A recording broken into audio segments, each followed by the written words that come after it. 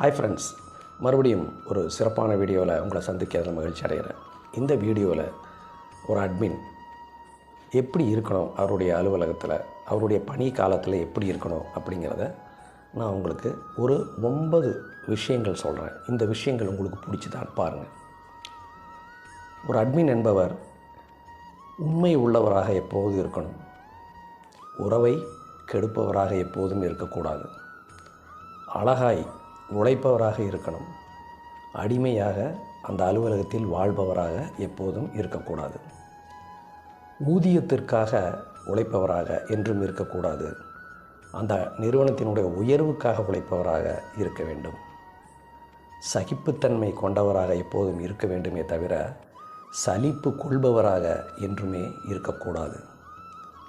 மற்றவருக்கு கற்றுக் கொடுப்பவராக என்றும் இருக்க வேண்டும்.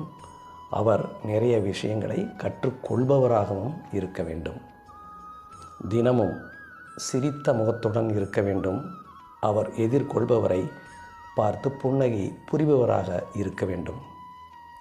மதிப்பு உள்ளவரை அந்த இடத்தில் விளையாட வேண்டும். மதிப்பு இல்லை என்றால் அந்த இடத்தில் இருந்து விலகிவிட வேண்டும். ஆனந்தத்தை என்றும் கொண்டாடுபவராக இருக்க வேண்டும். ஆணவத்தை என்றும் விட்டு ஒழிப்பவராக இருக்க வேண்டும். வானமே வீழ்ந்தாலும் தன் மானம் விட்டு அந்த இடத்தில் ஒரு அட்மினாக வாழ்ந்து விடவே கூடாது.